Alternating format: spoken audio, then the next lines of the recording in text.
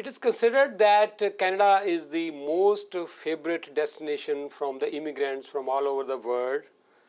Almost 300,000 immigrants come to this country every year, and number is ever increasing. Many people come by legal means, but many people try to come by illegal means also. So it's always a challenging for a Minister of Immigration to streamline the immigration system in this country. We have talked to many immigration ministers in the past, and we have discussed many issues with them time to time.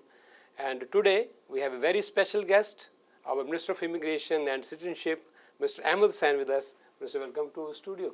Thank you.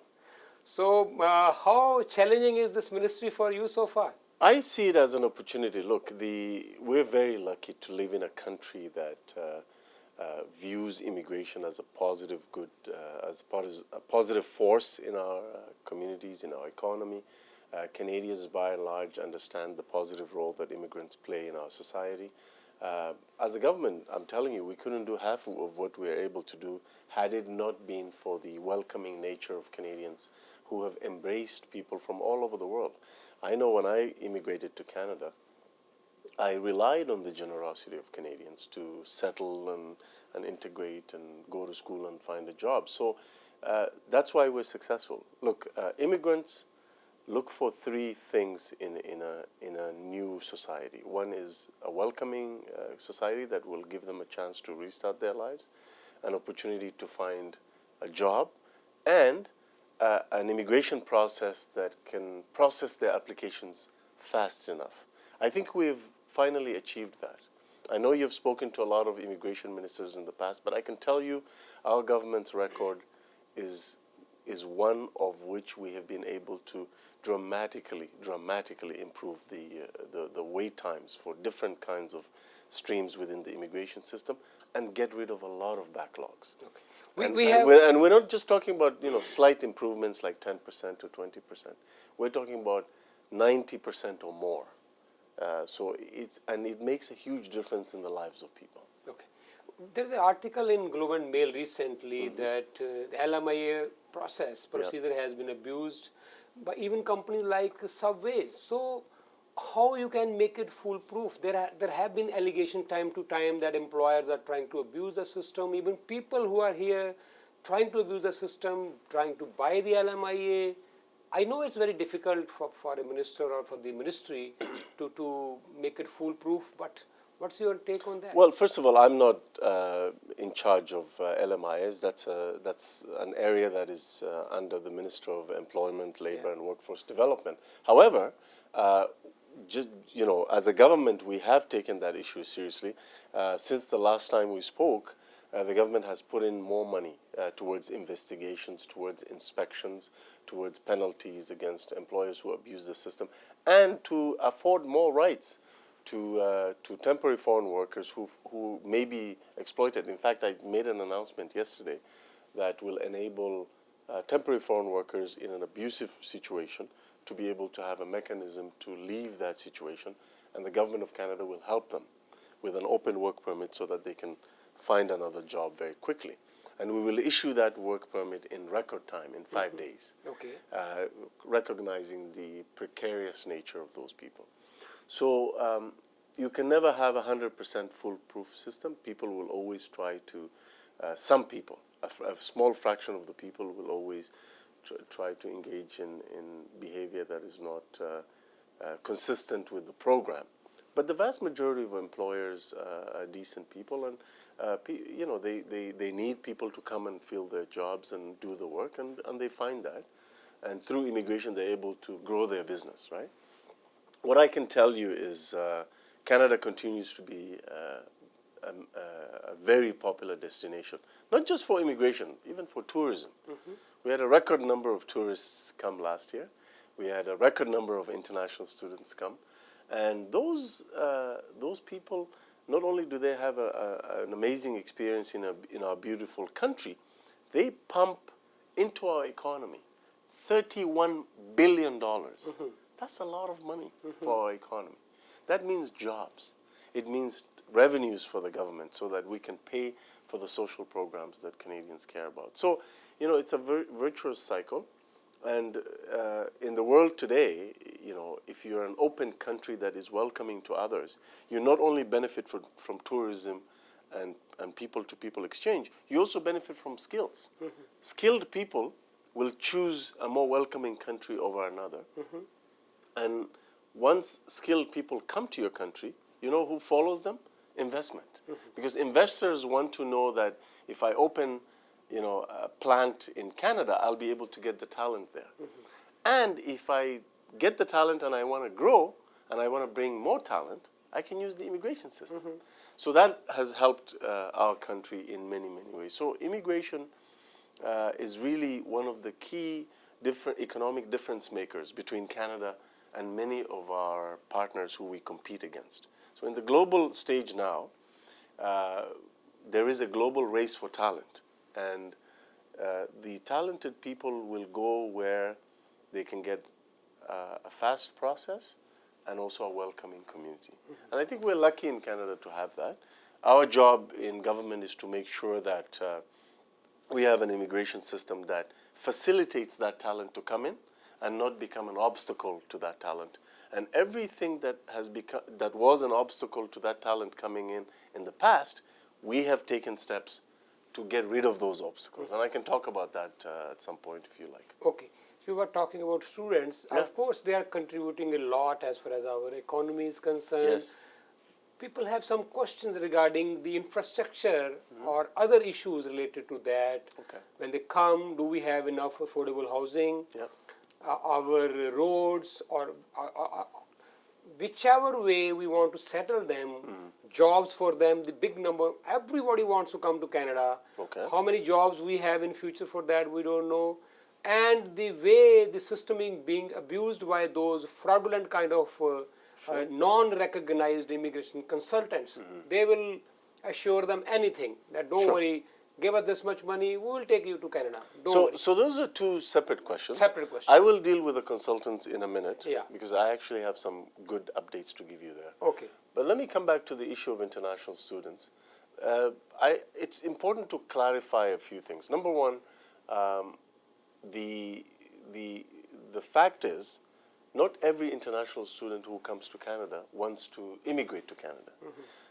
There's three kinds of international students who come to Canada. One, the first group comes, they study in our good institutions, and then they go back to contribute to their own country. The second group studies here, and then they stay to work for a little bit, legally through the postgraduate work permit, and they get some work experience through that, and then they go back and contribute to their country. The third group, which is by far not the majority, see this as an opportunity to also, after they finish their school and work, they take a chance to apply through our different immigration streams, whether it is express entry or provincial nominee program. And there's nothing wrong with that. That's fine. We want those skilled people who are young, who speak English or French or both, and who have studied in our country. They would make a great contribution. So we do encourage them to stay. I have absolutely no doubt that the vast majority of international students are well-meaning, they follow the rules. There will, of course, always be a small minority that will break the rules, and it's important to also, for the integrity of the whole system, for those folks to follow the rules. So I have made it very clear that if you're an international student applying for a student permit and you come to Canada, you are expected to pay your own way, for example. You can't say, I'm coming to study in Canada, and then when you arrive, say, well, I don't have to study that much because I have to work and make more money than the allowed amount. So we expect people to obey the requirements of the program. If you're not really interested in studying and what you really want to do is work, you can apply for a work permit. You shouldn't use the student permit process to go and do an end run against our system. So system integrity is important. Whatever we need to do to respond to community concerns around that issue, we will do. But my experience is that the vast majority of international students follow the rules and they make a great contribution to our economy, either in terms of their experiences in the classroom, economically, when they go back, the ones who become permanent residents. We'll talk to that issue later on. It's a very, very interesting issue and very important issue for the community.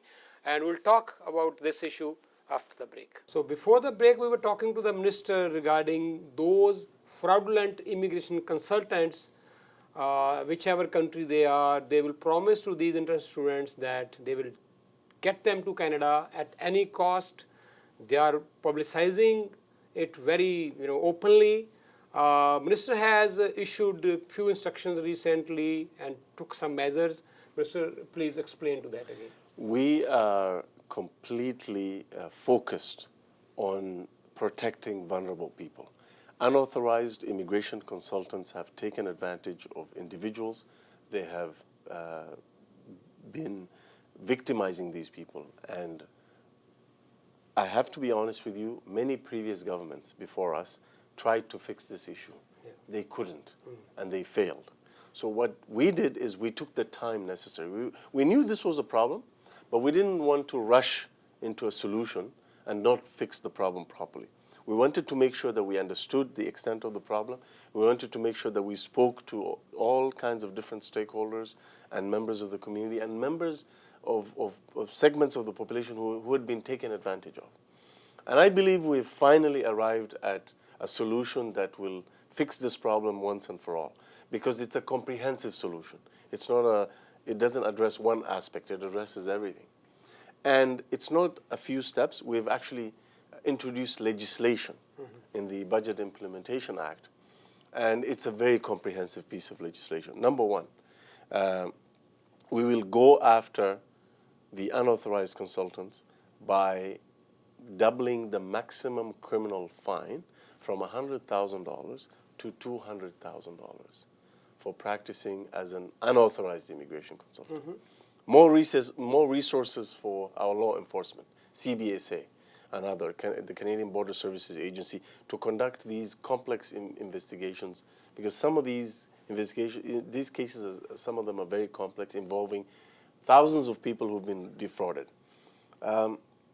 Introducing an administrative monetary penalty of up to $150,000 for behavior that may not be criminal but is egregious and still destroys people's lives. The introduction of a brand new College of Immigration and Citizenship Consultants. Monitoring body. Yes. Okay. And that monitoring body will finally have the tools that they need to do the job of oversight and discipline and training and certification over this whole field. Okay. In the past, there was a body set up, but they didn't have the tools. So under this new regime, we will have, for the first time in Canadian history, a compensation fund for people who have been defrauded to be made whole again, people who have lost thousands and thousands of dollars. I practiced immigration law. And I used to see, sometimes I would get a new client who would come to my office after losing $30,000, $40,000, $50,000. And to find out that the unauthorized immigration consultant didn't even file the application. So these stories are harrowing. And it's time that we finally did something, and that there is a government that actually took care of this problem, and we are that government. So a compensation fund. The new college will be required to have a mandatory liability insurance for its membership. Each member of the new college will have liability insurance, just like lawyers. Okay. There will be a tiered licensing system, so that you cannot just become an immigration consultant and then go and represent someone at the Immigration Refugee Board. That's not going to happen anymore. You have to build your credentials and your experience, just like lawyers have to do. They have to. The majority of the board of directors of this new college will be appointed by the government. So they will look out for the interests of the public, not the interests of the members. Okay? We will have a civil servant who observes the board. If necessary, I have the power to appoint an administrator if the board fails. I will write the new code of conduct. There will be a robust discipline and complaints process, so that when you bring a complaint forward to the new college will be empowered to require the member of their profession to come forward and appear before them, and to mandate them to provide testimony about that particular matter. The new college will have the tools to go in to the premises of an immigration consultant when wrongdoing is suspected. Now they don't have that power. So this is a whole different ballgame. In terms of what happens outside of Canada, we're limited by jurisdiction. Of course, we don't have the power to enforce Canadian law outside of Canadian borders. Problem lies there too. But even there, we're not. We're using other tools. So, for example, part of the money we will be investing in this strategy, which is $52 million, is to hire immigration outreach officers in some of our key markets, including India and China and so on, to do proactive outreach to the community, to inform them about who to use for immigration consulting and who to stay away from. The new college will be empowered to go to court to obtain injunctions, court-issued injunctions against unauthorized consultants, and they will be able to list banned consultants. Okay. So this is Here a whole... in Canada? Here in Canada, the new college will have that. Yeah. So, and when you look at the educational requirements, the licensing requirements, the tiered licensing process, the disciplinary, the compensation fund, I think will make a huge difference. And going after these unauthorized consultants. We will finally have the resources necessary to hunt them down, because they shouldn't be taking advantage of people. Okay. And a lot of the international students who are facing issues have been given the wrong information by unauthorized immigration. Category at the end is parent and grandparents applications. You tried your best, you increased the numbers. Oh, 4 times. 4 times. Yeah. Fourfold, I should say. Still, the problem is still going on, and I don't think people are still satisfied, though number has increased a lot. You worked in many ways. Now, lottery system didn't work. First come, first services, that didn't work. But now, where we are on this? And I heard that there is a lawsuit, and it has been settled down by the ministry. Few people came with class action lawsuit, and ministry tried to settle with them, something like that. So anything you want to tell us on that? Parent and grandparents reunification is really important to us. And, you know, you have to look at the track record, right? We promised something before coming into office, which is that we will double the number.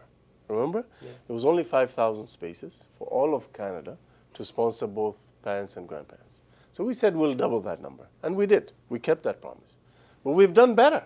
We've gone from 10,000 now to 20,000. And we have to keep talking to the community, talking to Canadians. We tried the first come, first served system where people used to line up at the offices. People were not happy with that. They found it to be a little unfair. So we tried the random selection process, the so-called lottery. People were not quite satisfied with that as well. The online system worked flawlessly. It didn't crash. But at the same time, some people were upset because they didn't get selected. The ones who got selected are very happy. Yeah. You don't hear from them. Yeah. So we'll keep talking to our stakeholders, talk to Canadians to see what works, and see how else we can refine the system. What I can tell you is, I just want to point out something you said earlier, you know, how can we absorb these people and so on. It's very important to realize that as much as immigrants benefit from coming into Canada and restarting their lives and having an opportunity, we benefit from immigrants too. We have unfilled jobs in this country, not just in the urban centers, but also in the rural areas. Yeah. That is why I launched the new rural immigration program, rural and northern immigration pilot program, which we will announce the winning communities soon. It's because rural Canada, the businesses there, rural and northern Canada, they can't get people, and they need to grow. So our economy needs immigration. And so my big concern, and I'm not saying that you're saying that, but I've heard this a lot of times, is there is always the latest group that is being sort of sometimes used to kind of blamed for against some of the other issues that people have with immigration. So for example, initially it was the Syrian refugees. Now it's international students. We have to be careful a little bit about that, because you know, whether it is housing or infrastructure, these problems weren't brought about by immigrants. If we have housing issues, it's because governments in the past have not invested in housing to anticipate the growth that we all knew was coming. The same goes for infrastructure. We are now investing in both as a government, but you have to understand, for the last 10 years, the previous government was absent in affordable housing and transit and so on, right? So we're playing catch up, and we will, of course, do more.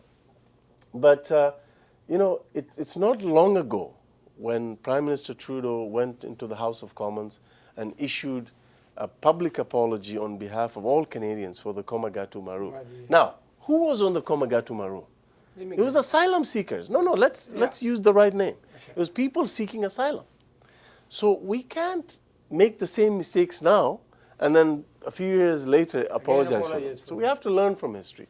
The St. Louis as well in the Second World War, Jewish refugees who were turned back, who were seeking asylum in Canada. So as we talk about immigration, we have to realize that we can always have policy debates, we can always have feedback, but we have to be very careful about labeling some of these individuals, and I sense that we're getting very close to doing that with the international students. But on the positive note, I can tell you, backlogs, finished. Wait times. You know, the spousal program used to take 26 months or more. Some countries would take 3 years. Yeah. Now it's down to 12 months or less. Same thing, you know, PR card renewal. Yeah. PR cards used to take 6 months, 8 months, 10 months. We can process them now in 13 days. Renewal is in 27 days. Like going from months to days is quite incredible. Citizenship. The whole citizenship process used to take 24 months. It's now taking between 9 to 10 months. So even though we have 42% more applications, usually when you have more applications, what happens? The system slows down. We make sure that we don't slow down, that we allow people to join the Canadian family. And we're the government that introduced Bill C-6, which removed the obstacles that the Conservatives put in place to prevent people from becoming Canadian citizens. They added more time, they added more requirements for absolutely no reason. I mean, they were making 14-year-olds do the citizenship exam. 14-year-olds are busy going to school. Yes. They're already taking exams. They don't need to take another exam, right? So it is about eliminating those frustrations, improving the process, but also being ambitious and growing our immigration levels to grow our economy and bringing in talent. Some of the best minds in the world are coming to Canada now because of the immigration system. On this positive note, we will wind it up here. As we said in the beginning, that Canada is one of the most favorite destinations from immigrants from all over the world.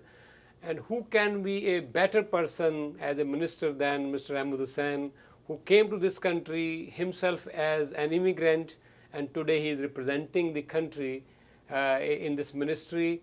He understands the problems of immigrants. He's trying his best day and night. Of course, I mean, it's such a vast system we have in this country. It takes time. But what he promised, or what the Trudeau government promised in the beginning, I believe they should be given somewhere close to 80–90% marks for their achievements. But these are all ongoing problems. Many of them have been fixed. Some are being fixed. Some will be fixed in the due course of time. Prime Minister, thank you so much. Thank you. I know you're working very hard. I know you try to fix many problems. Yes. We'll keep bringing, that's our job. Sure, of course. We'll keep bringing all these issues to your notice. Yeah. It's election year now. Yes. You'll be very busy. Yeah. And we say good luck to you. Thank you. Thank you so much. Thanks Appreciate it. Yeah.